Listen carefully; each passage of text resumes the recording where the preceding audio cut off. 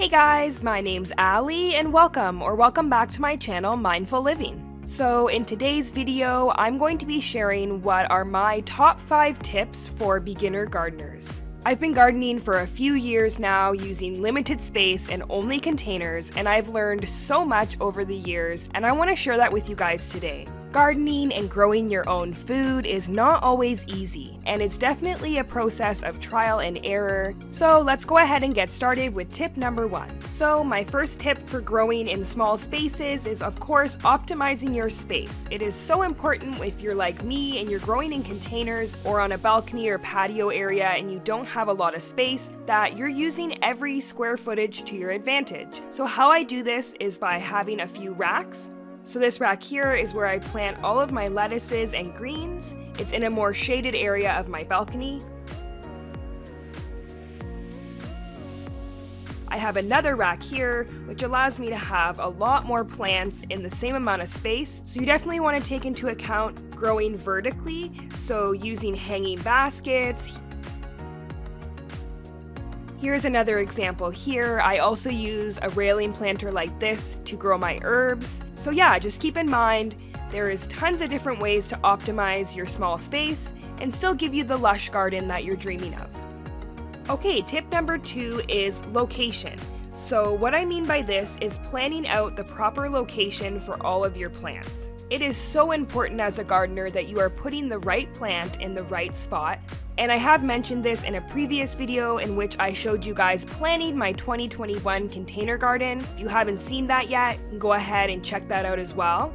But yeah, your location is so important for your plants, so just keep in mind to make sure you do your research and figure out which plants like what temperature and also how much sunlight.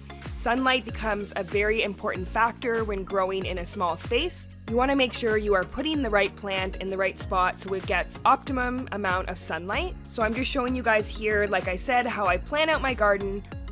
In this drawing here, I've identified heavy, medium, and a more shaded area of my balcony. So plants that need heavy sun include tomatoes, so of course they can ripen to this beautiful red color. Peppers,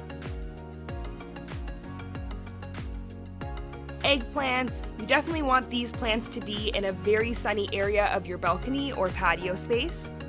Then you do have plants like lettuce, arugula, your greens. They do not like the scorching hot heat, so you don't want to put those ones in direct sunlight all day. I keep mine in an area that gets morning sun and afternoon shade.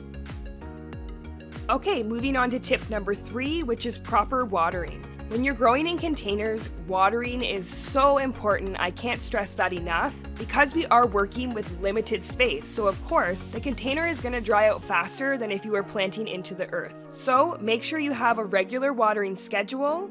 Make sure you're also checking your plants to see if they need water. I definitely check my plants about twice a day, especially during those hot summer days. You can use something like this. This is a 3-way soil meter, which actually measures the moisture content of your soil. It lets you know if your plant is getting enough light and also controls the pH level in the soil. So these are really helpful to make sure that your plant is doing well throughout the season. Another thing you can use is something like this, which is a plant watering bulb. So you can actually fill this with water and stick it into your planter. Of course, make sure to water it first before you stick it in. And what this does, it will slowly release the water as the planter starts to dry out. This is perfect for those days where you can't get out to your garden and you know it's going to be really hot. This just makes sure that your soil remains moist and never dries out. And the last thing is very important as well, is making sure that you have a container that is able to self-drain. We don't want water building up in the bottom of our container, so make sure that you do have drainage holes in all of the pots you are using. Moving on to tip number 4, which is using the right size container. I think this is actually the number 1 mistake that a lot of gardeners make. As you guys can see, I have tons of different size containers because I am growing so many different plants. So make sure that you are choosing the right size container. So when you're growing broccoli, as you guys can see here, it's such a large plant. You need a really large container. The same goes for eggplants, tomatoes. You guys can see just how big these plants are. So you want to make sure that you're not putting it in too small of a pot. Whereas something like beets, you don't need something quite as deep, but you want something a lot wider. So again, make sure to do your research so you know you are putting the right plant in the right size container. And this will just make sure that your plant grows to its full potential and you can get the harvest that you're looking for. Other plants that you can grow in more of a medium-sized container is green beans, peppers, jalapenos. As long as you're just doing one plant per pot, that's also important to make sure that you're not overcrowding your container. And my fifth and final tip for you guys is protecting your container garden against pests. So even though I'm on a balcony, I still get squirrels, birds digging up in my garden. Last year I did have one pesky squirrel that kept coming back, so I had to go to some pretty drastic measures to keep him away. The first thing I'm going to suggest is using peppermint oil. You can also feel free to just buy or grow a peppermint plant because squirrels really don't like the smell of this. Put them around your garden to just try and deter those squirrels away. Another thing that's really helpful is spinners. I have a few of these throughout my garden, and this helps a lot with birds because there is such a glare from the sunlight. It can startle them and scare them away. Another thing you can use for squirrels is cayenne pepper. They really, again, don't like the smell of cayenne. I have sprinkled this in the dirt of my soil as well as on the areas that they enter my garden.